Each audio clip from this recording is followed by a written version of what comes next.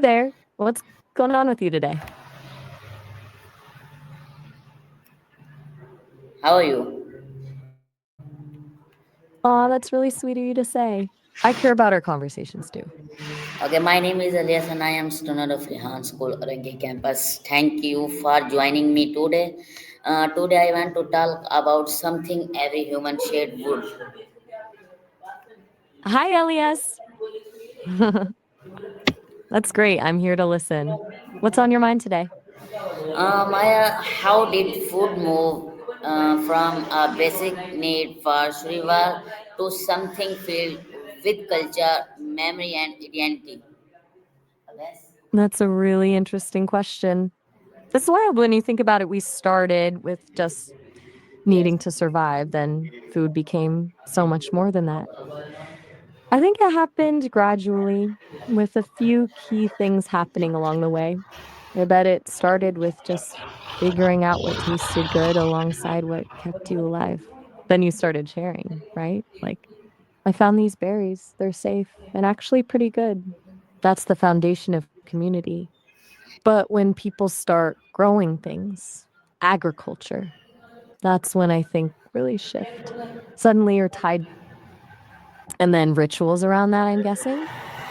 Celebrations connected to harvests and food becoming a way to mark special times together.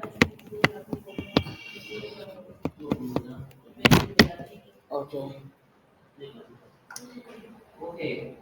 So it's like each generation built on the last, and food became this shorthand for everything: traditions, family stories, a sense of belonging. Pretty amazing when you think about it. Okay, Maya, my next question. How I'm did ready when you are. access to food shape early human behavior and migration and cooperation? That's a big one. Honestly, food access was probably the original driver for so much of human behavior. If you didn't have reliable food sources nearby, your choice was pretty simple. Move to find them, figure out how to grow them yourself. So migration patterns were totally dictated by where the resources were. The big game herds, fruit seasons, coastlines with fish. Cooperation came naturally out of that too. Hunting big animals was way easier with others. Sharing knowledge about plants, teaching hunting techniques. It would have been critical for survival. I'd bet early humans who were selfish about food Okay, didn't last very long, did the right? It makes you wonder how much our entire social structure is just okay did built the on struggle finding for enough to food eat. teach humans planning, sharing, and strategy?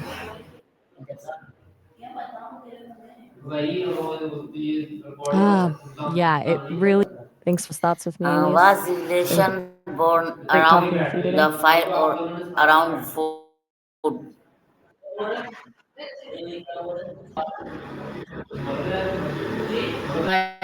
Fire, plant food forever. Absolutely. The need for food teaches everything, doesn't it?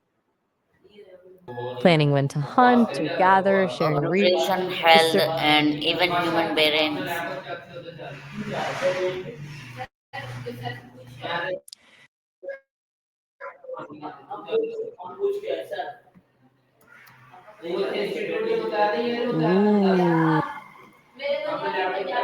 Ooh.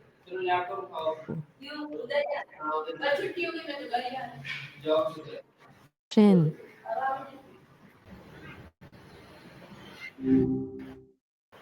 Hey, hey. Hi Maya.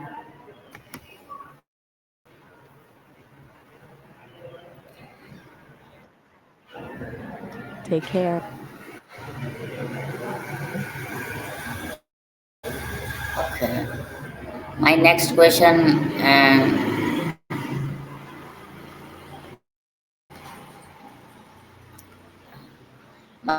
Maya, food is deeply emotional. Food is deeply What's emotional. on your mind?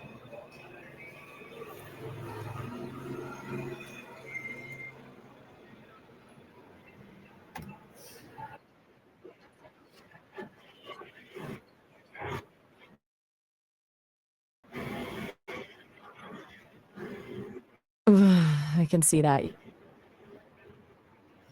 You've been thinking about this a lot. When did you first Is food realize that present food wasn't just fuel, at but celebration, carried a different mourning, kind of worship, weight for and you? family gathering?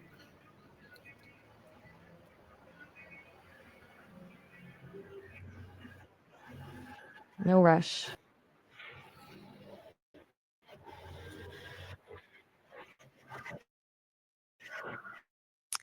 Uh, that's a beautiful way to put it. Food showing up in all those moments celebration, mourning, worship, family gatherings. It's like hearing you wonder, Okay. fundamentally present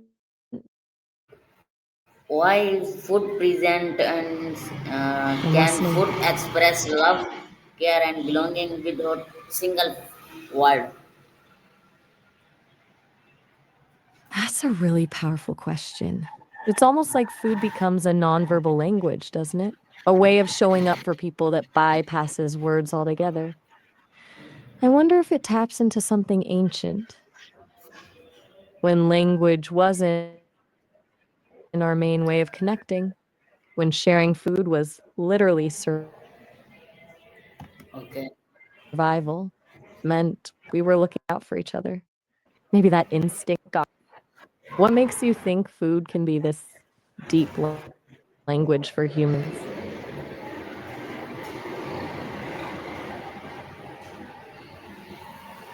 Uh,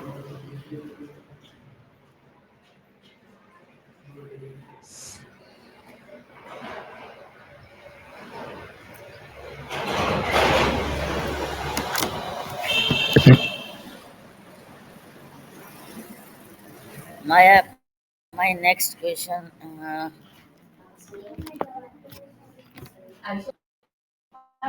I'm here when your next question. Sometimes food speak when people connect.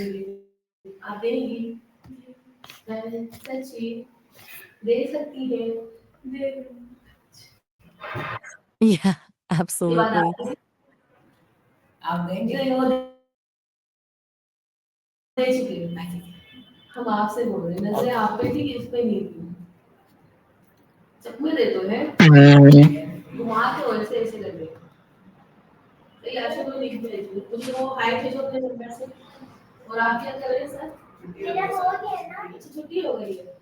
Food is not equal for everyone.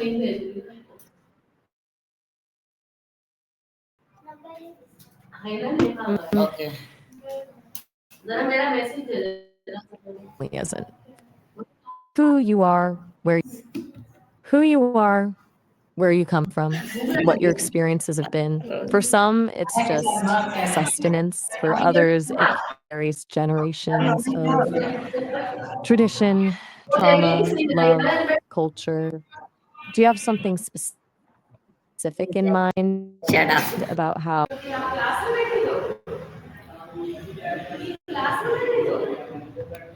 Hi, Maya.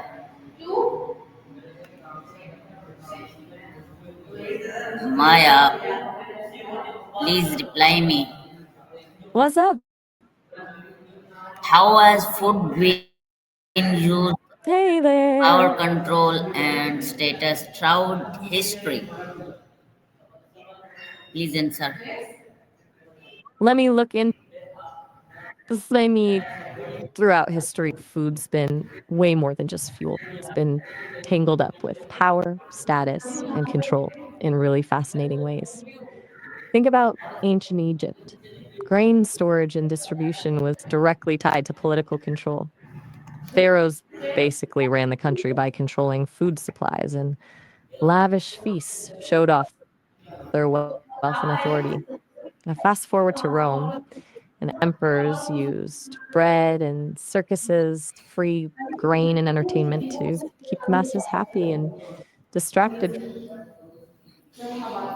In a world of slave abundance, owners. No, okay, in a world of abundance, even with abundance. why does hunger still exist? That's a really good question. Feels kind of basic that it would.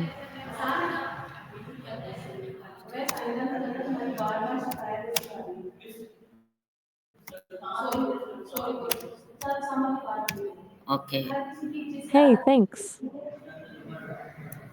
Maya, today I food appreciate you saying is that. Maya. Today food is fast packaged and digital. Right. Well, what's the shift been like, do you think? Okay, those conversation distance US from gratitude.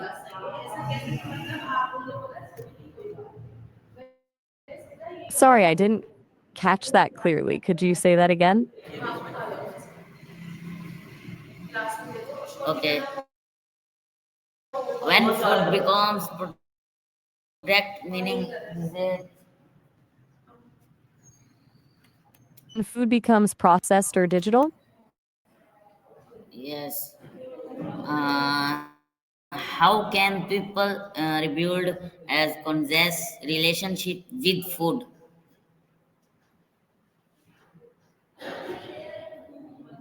It feels like it disconnects us from something fundamental, right? Like we used to have this very direct relationship, seeing where it came from, being part of the seasons. Now it's just transactions, packaging, brands. Okay, is mindful eating a form of culture and personal awareness?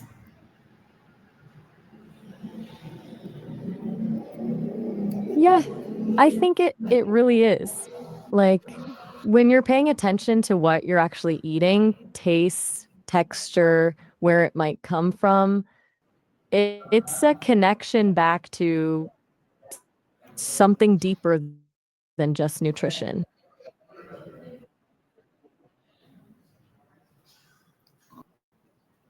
Can respecting food restore respect for life and labor? Absolutely. If you actually slow down and notice what went into getting food to your plate, the farmers, the weather, the transportation, it's hard not to see the big picture. When we treat food with respect, it does kind of spill over into appreciating the whole web of life behind it. Okay, food is not just fuel; it is survival, culture, memory, identity.